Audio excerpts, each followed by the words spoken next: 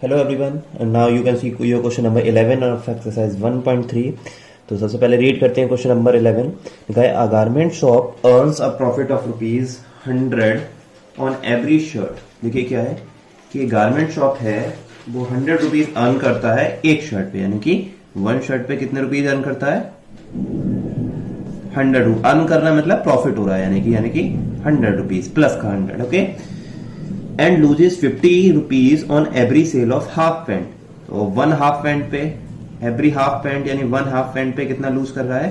₹50, यानी कि माइनस का 50. ओके, ये चीज समझ में आई.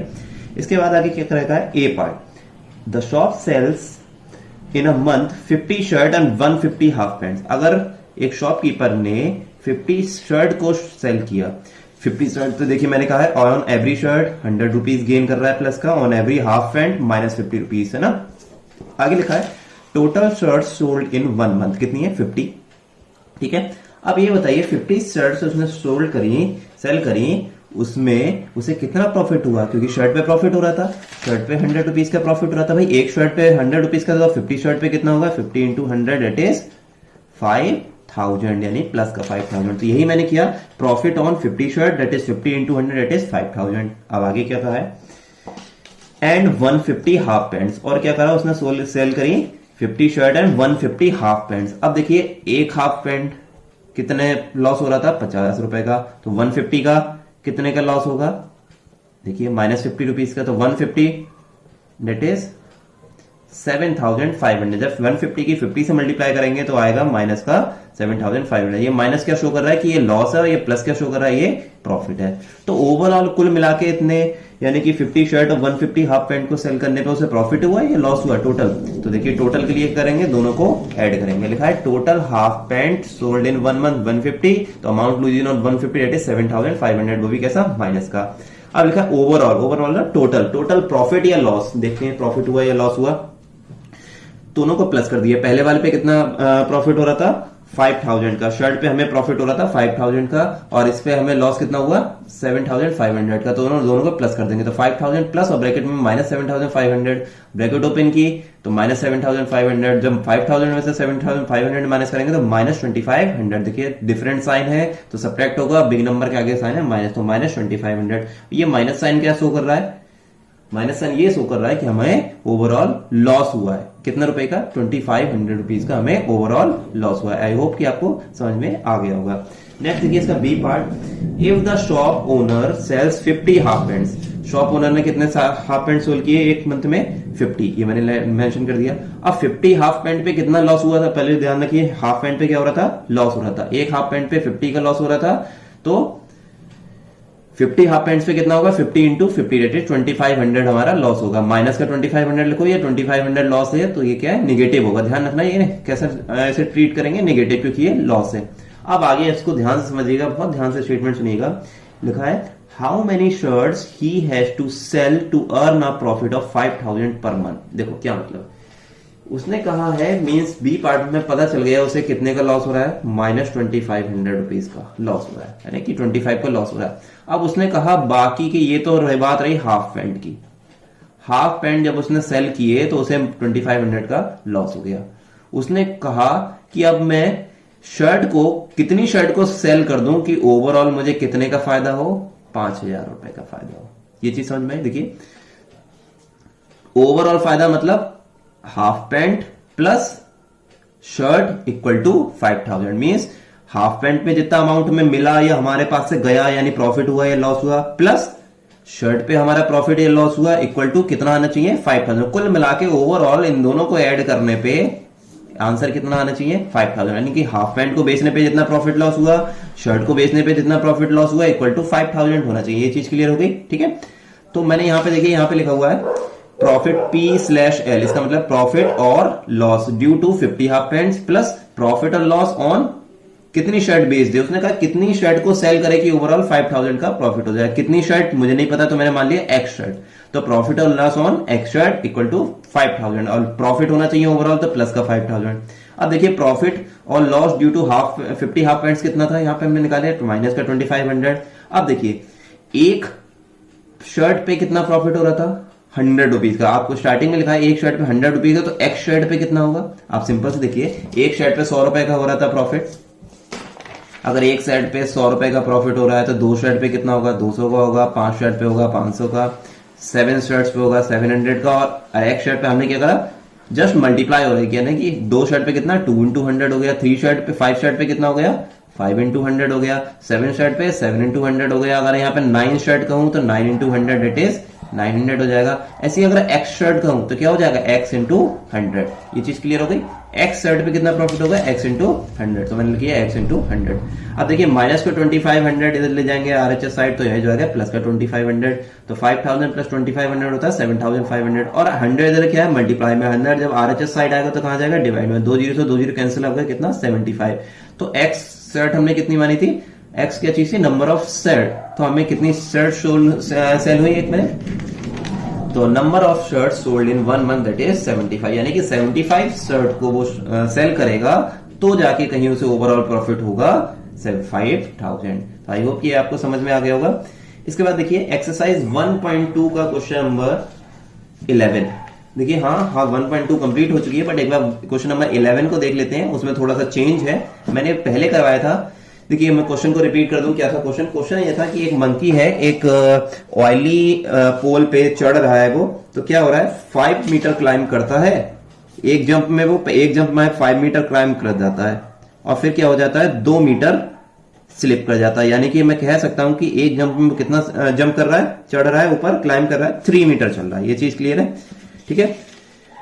मीन्स फिर से बता दूं कि एक जंप में 5 मीटर क्लाइंब करता है, और क्लाइंब करने के बाद वो स्लिपी है, ऑयली पूल है, तो क्या है? फिसल जाता है। 2 मीटर फिसल गया, तो कहां पे आके रुक गया? 3 मीटर हाइट पे रुक गया। यानी कि कुल मिला के एक जंप में वो कितने मीटर का क्लाइंब कर गया? 3 मीटर। अब टोटल पोल की हाइट है 25 मीटर, तो उसे जस्ट टॉप पे पहुंचने में कितनी जंप करनी पड़ेगी? तो पहले मैंने करवाया था इस तरीके से 9। देखिए थोड़ा चेंज किया है, यहां तो सेम है। Distance climb in 1 jump that is 5 - 2 that is 3 metre. Total height of the pipe is 25 metre. अब यहां पे ध्यान से थोड़ा सा चेंज है, लिखा है डिस्टेंस क्लाइम इन 8 जंप। 8 जंप नहीं, यहां पे लिखा जाएगा 7 जंप। देखो क्या मतलब है, 8 क्यों नहीं लिखा जाएगा, 7 क्यों नहीं लिखा जाएगा? पहले 7 से करके देखते हैं, उसके बाद बताऊंगा कि 8 क्यों नहीं लिखा जाएगा। ये देखिए यहां ने चेंज करके लिखा हुआ है डिस्टेंस क्लाइम इन 7 जंप। तो कितना हो गया? 7 3 जा 21। क्लियर है? एक जंप में 3 मीटर है, तो 7 जंप में 21। अब देखिए जब वो 21 मीटर चढ़ा होगा, यहां पे सपोज 21 हो गया, ये है 21 मीटर, इतनी हाइट, ठीक है। और ये पूरी कितनी है? 25। ये पूरी है 25। तो कितने मीटर उसे और चढ़ने को रह गया, क्लाइम करने को रह गया? भाई 20 मीटर तो 7 जंप में वो कवर कर गया। यहाँ पे 7 जंप में वो 21 मीटर कवर कर गया। बाकी के कितने मीटर बचा? 4 मीटर, है ना। 4 मीटर यानी कि 21 + 4 ही तो होता है 25। 4 मीटर और बचा। तो जब वो 7th के बाद 8th जंप लगाएगा तो वो कितने मीटर की होगी? 5 मीटर की। लेकिन 5 मीटर की लगाएगा तो वो कितने मीटर हो गया? 26। देखिए डिस्टेंस क्लाइम इन 8th जंप। 8th जंप पे कितने मीटर की जंप लगाएगा? 5 मीटर की। तो 21 तो 7 जंप में ही चल गया, और 8th जंप पे कितना हो गया? 5 मीटर और चल गया, तो कितना हो गया? 26। अब 26 मीटर का पोल है नहीं, तो हम कह सकते हैं कितना? 25 मीटर। तो 8 जंप में वो 25 पे पहुंच गया। हाँ वो बात ठीक है, 2 मीटर स्लिप करेगा, लेकिन उसने जस्ट ये पूछा है कि कितनी जंप में वो ऊपर पहुंच जाएगा। पहुंच तो गया ना, उसके बाद स्लिप कर रहा है या नहीं कर रहा है वो डजेंट मैटर, है ना।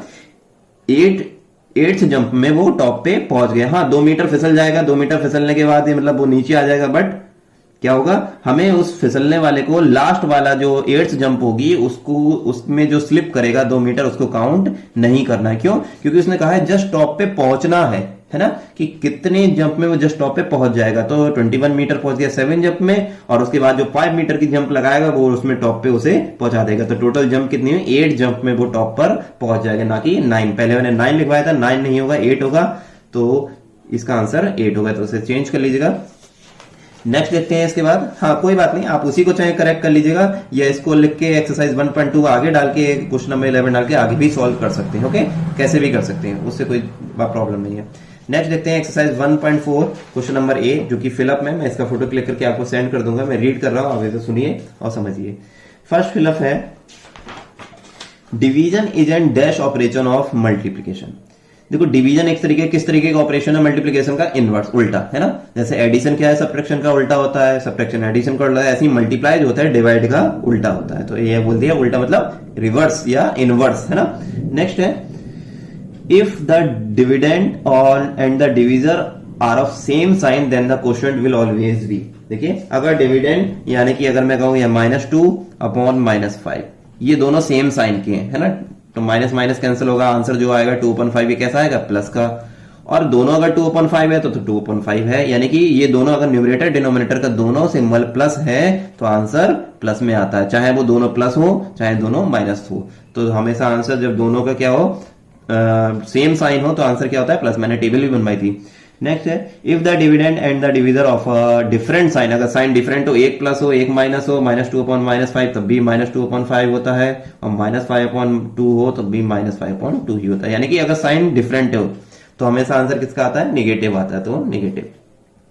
Next if there are two integer the quotient और डिविजर में और डैश बी एन इंटीजर। अगर दो नंबर को, देखिए इसको समझते हैं, अगर दो नंबर को, दो इंटीजर्स को अगर हम डिवाइड करते हैं तो वो हमारा इंटीजर हो सकता है और नहीं भी हो सकता है। नहीं वाला केस कौन सा होता है, ये जैसे कि पहला नंबर 0 ले लिया, है ना, अगर पहला नंबर 1 ले लिया और दूसरा इंटीजर, ये एक इंटीजर है, दूसरा क्या हो गया 0, तो 1/0 क्या होता है, नॉट डिफाइंड। मैंने पहले भी आपको बताया था 1/0 होता है नॉट डिफाइंड। तो इस केस में क्या ये इंटीजर आएगा, आंसर 1/0 क्या इंटीजर है, नहीं।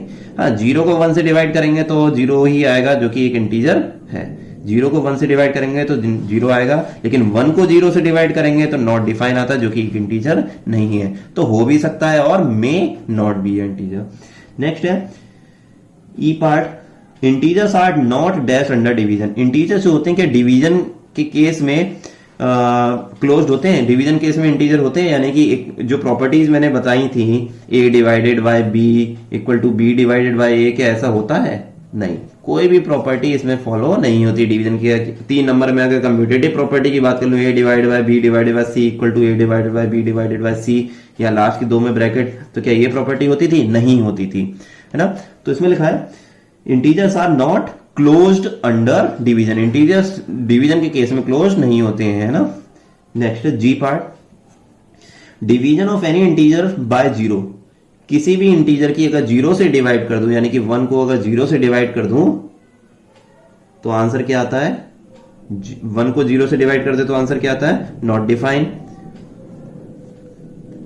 और लिखा है division of any integer by 0, अगर किसी भी इंटीजर को अपॉन में लिख दूं 5/0 क्या आता है, नॉट डिफाइंड। ठीक है, तो एफ पार्ट है, हाँ E part, integers are not close under. ठीक है, नेक्स्ट एफ पार्ट था property does not hold good for division. कौन सी प्रॉपर्टी डिवीजन के केस में होल्ड नहीं करती है, मैंने जी वाला पार्ट पढ़ दिया था, एफ स्किप कर दिया था, पहले एफ देख लेते हैं। लिखा है dash property does not hold good for division. कौन सी प्रॉपर्टी अच्छे से फॉलो नहीं करती है डिवीजन, तो कोई भी नहीं करती है। आप कम्यूटेटिव प्रॉपर्टी भी लिख सकते हैं और एसोसिएटिव प्रॉपर्टी भी लिख सकते हैं। नेक्स्ट है G part, division of any integer by 0 is meaningless. किसी भी इंटीजर की अगर 0 से डिवाइड करें तो नॉट डिफाइन आता है, नॉट डिफाइन या मीनिंगलेस। 1/0 meaningless, 5/0 meaningless, 7/0 meaningless. क्यों, किसी भी इंटीजर की अगर 0 से डिवाइड करेंगे तो आंसर मीनिंगलेस या नॉट डिफाइन आता है। तो यहां आ गया। और लास्ट है when the integer 0 is divided by any integer the result is always 0।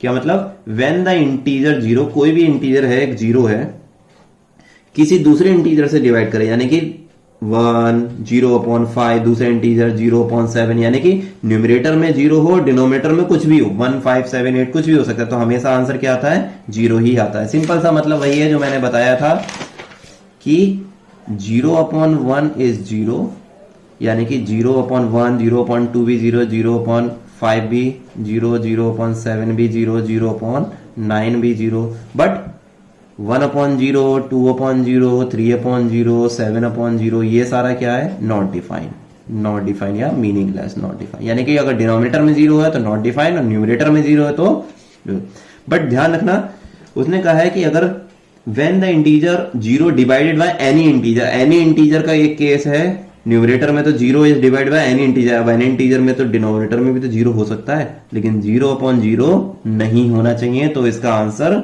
Zero नहीं होगा, क्योंकि 0.0 एक अलग केस बन गया, इसको मैं अभी ज्यादा हाईलाइट नहीं करूंगा। तो ध्यान रखना, मैंने यहां पे फिलअप में लिखा है when an integer 0 is divided by an integer the answer will always 0, but जो दूसरा जो इंटीजर है उसमें 0 नहीं होना चाहिए, यानी कि ये 1 हो सकता है, डिनोमिनेटर का 2 हो सकता है, 5 हो सकता है, 7 हो सकता है, -9 -5, बट क्या नहीं होना चाहिए, ये 0 नहीं होना चाहिए। तो ये हमारी इस तरीके से फिलअप हो गई। आज के लिए इतना ही, बाकी देखते हैं कल। So thank you so much and keep revising.